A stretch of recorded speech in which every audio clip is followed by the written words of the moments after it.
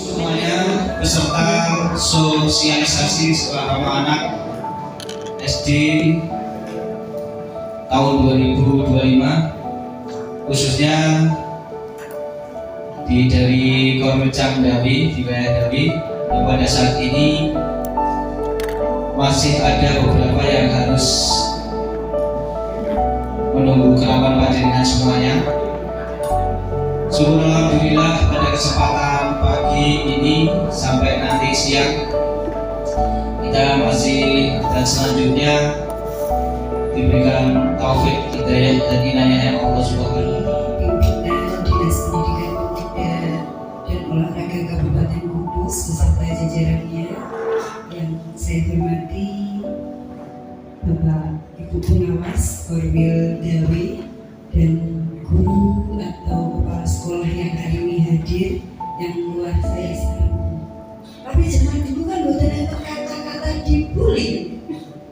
Paling diwadani, dinyek, ya. Yang nempel di otak saya terbayang apa coba? Dulu tuh kalau main ke sawah, saya kan nggak pernah ke sawah. Jadi kan seneng gitu kan main ke sawah, ada hewan capung. Nek tembriki napa namanya? Nek saya boten kincen kotre. Wis guyu to jadi. Kotre. Jadi sama anak-anak sebaya saya itu diwadani. Kotre ketiban diklek dase kletek. Wah. Jadi manggil saya kotre. Gerak terus. Oh, sekarang aku sering numpak becak alias ditekan. Dari Papua itu mengajar membaca. Kenapa Mbak mengajar membaca? Ya karena murid pertama saya waktu saya akhirnya membuka bimbel dengan Mas Adi di sana, kalau bimbelnya saya, kalau Mas Adi di layanan konsultasi yang lain. Murid pertama saya itu mahasiswa, tapi belum bisa membaca. Hariku banyak, oke, kalau saya pikiran. Cuman kan pertanyaannya gini, ini ada receiver bahasa ini. Ya pokoknya gangguan itu ya ada receiver atau memang retardasi mental. Ini kan ada dua jenis nih, anak nggak bisa membaca. Memang gangguan intelijensinya atau prestasinya yang turun. Nah kalau di Papua yang kami dapati adalah prestasinya yang di bawah, sehingga anak perkuliahan bacanya kesulitan. Jangan baca aja nggak tahu. Dari mana Mbak ini? Ini I, L, Y. Gini sama Yuge, asamnya lah gitu mah. Tiga, ya toh. Nanti nak punya ketemu tunarungu. Nah ini Bapak tulis anting ibu, laki-laki.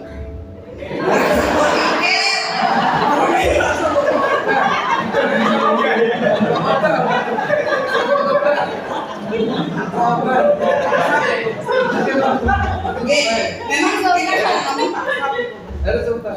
ya, ini laki-laki. Kalau ini tak ada juga anak. Ini laki-laki, ini perempuan. 3, 4, ringkingnya di 3,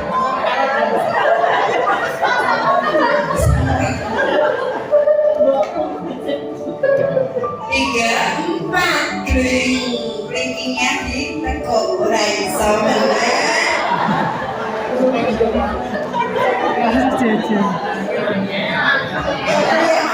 Berapa Bapak?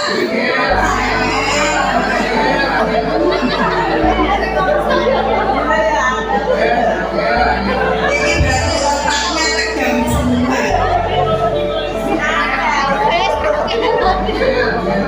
Sampai dicerami mesti. Bapak aman terus latihan. Ini otaknya jarang diajak relaksasi. Otak kirinya pasti capek. Ini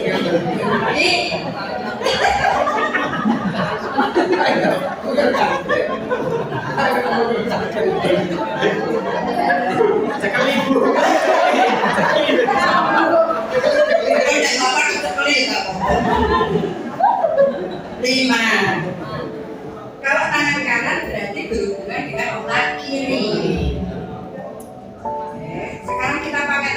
biasanya lebih sulit karena otak kanan kita jarang kita pakai. Mikir duit, duit itu otak kiri. Nanti warna uang baru otak kanan. Jadi tidak ada otak yang berfungsi salah satunya. Setrum berfungsi salah satunya. Satu, dua, baik. Mami.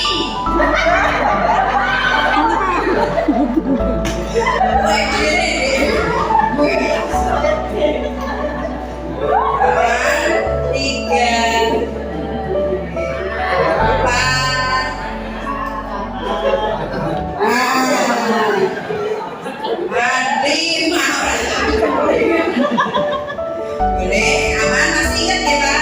Kita pakai musik.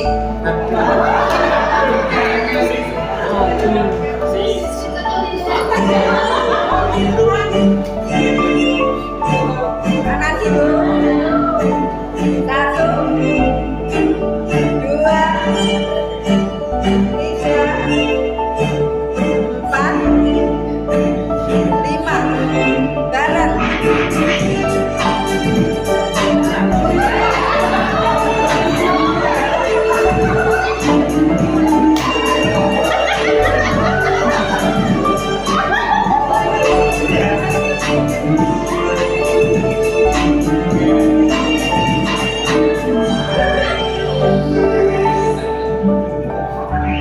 Agak cepat ya.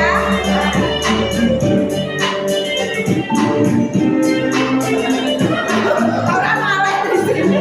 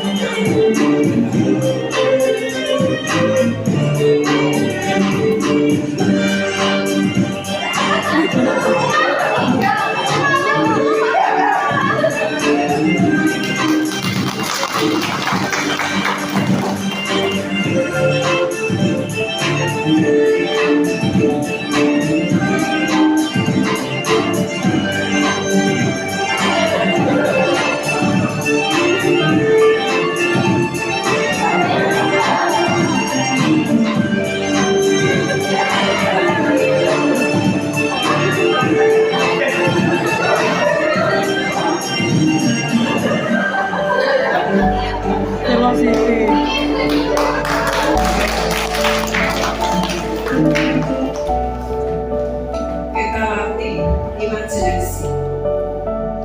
Satu gerakan. Telapak tangannya ke depan. Kalau mencari bikin angkat ke depan, dok ditumpuk atau garis tidak putus. Bayangkan, tapi telapaknya ke depan, betul palingnya dulu. Ini agak sini kok, kayak itu bentak silakan ke sini. Delapan. Oke, dari tengah. Miring ke bawah, melingkar, ujung jarinya tetap di atas. Oke, set. Yuk, imajinasinya angkat 8. 8 yang tidak putus. Hoki kata tetangga saya. Ya, karena tetangga saya banyak yang etnis Tionghoa, jadi hoki untuk angkat 8. Aman? Capek? Sebentar lagi saya sudah selesai.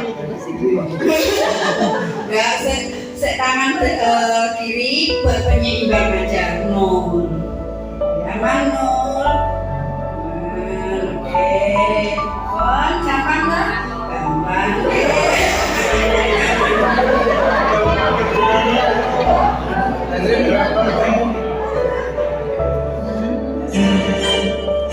Tangan kanan angkat 8, tangan kiri 0.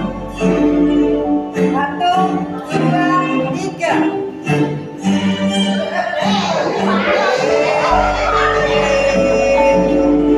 Oke, bapak-bapak rapal gini loh ya.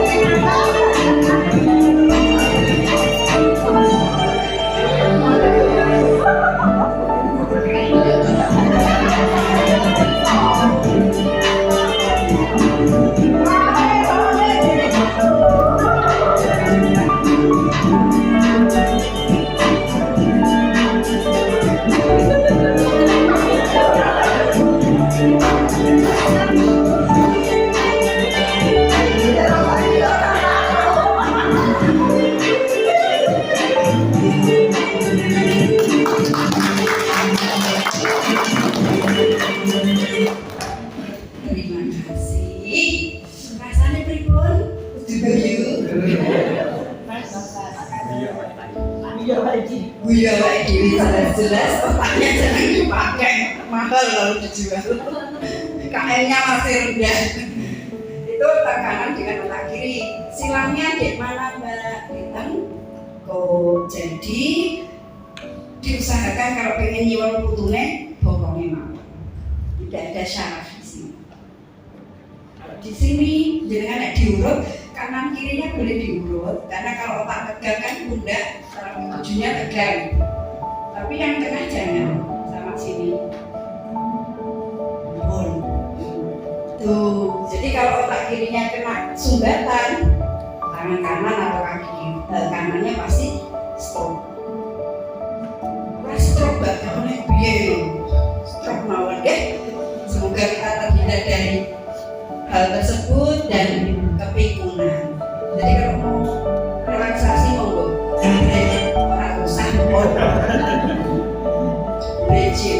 Mbak kalau lagi tegang ditimbali Pak Kadis, pripun? Nah, kita kasih satu teknik 30 detik. Jari-jarinya ketemu. Ini jarinya gini boleh disembunyikan di bawah meja atau boleh kayak gini benar pakai ketoro gitu tuh. Nah, silahkan yang suka zikir boleh zikir, yang suka sholawatan boleh sholawatan. Kalau yang non muslim bentuk doa sesuai dengan kepercayaan masing-masing. Yang suka nyanyi dangdutan juga boleh. Nanti telunjuk sambil nafasnya ditata. Nanti yang mau ujian ambil S2, S3 monggo. Nah, tantangannya di mana Mbak? Nanti di jari tengah dan manis. Set, ganti jari. Monggo. Tabrakan boten. Saya sakit apa boten Mbak? Oke, rambut kesulitan.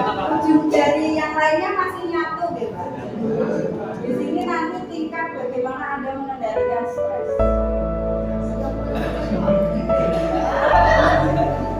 Ya toh, apalagi pendidikan kita kan ada gender. Mau anak ngantuk, nangis, orang tuh curhat. Jangan mas, nggak boleh bercerita. Laki tidak berbicara, tiba-tiba gangguan jiwa.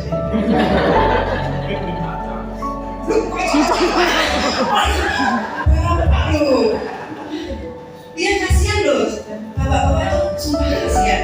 Kerja harus jamu boe, sekolah jamu guru lo tekan rumah jamu guru apa naik dan mereka tuh dia mau saya astagfirullah untuk orang kopi yang betul. Mereka mana itu dan boleh betul. Aku di endorse di endorse langsung dibandingnya semua. Monggo, karena menciptakan bahagia pimpinannya dulu baru yang lain. Nek pimpinannya stres, ngorong-ngorong yang udah sekolah ngapain kecut, ya salah. Ya salah. Sampai yang paling bawah kita tinggal 5 menit terus dia dari bawah sini. Parah banget. Nah ini kan slide, mohon maafin nanti kan materi desain buat panjenengan. Nek kurang jelas, orang usah typo.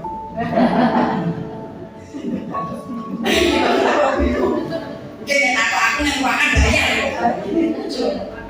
Kunci pembentukan konsep sekolah ramah anak. Ini saya udah dari beberapa buku, punyanya Kemendikbud juga, zaman dulu. Saya punya filenya masih. Nah sekarang kan Disdikpora gitu kan. Dulu saya punya, ya karena memang saya senang ngumpulin buku, majalah motor, cesok gitu ya. Ini yang pertama hari ini saya tambahkan adalah inklusi, tapi juga tidak ada. Sehingga potensi untuk terjadinya bullying ini lebih besar terjadi di sekolah seperti itu.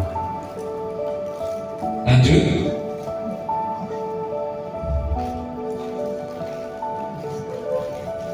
Nah ini catatan dari KPAI yaitu Komisi Perlindungan Indonesia kurun waktu 2019 ke 2019 sampai 2019 kasus kasus yang terjadi di Indonesia itu sebanyak 2.473 kasus di seluruh Indonesia.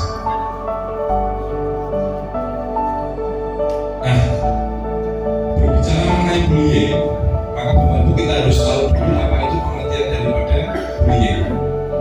Bullying di sini secara harfiah pengertian secara umumnya adalah merupakan segala bentuk penindasan atau kekerasan yang dilakukan dengan sengaja oleh satu orang atau kelompok terhadap orang lainnya. Ini secara umum. Nah, kemudian pengertian ini dituangkan dalam Undang-Undang Perlindungan Anak. Nah, ini masuk di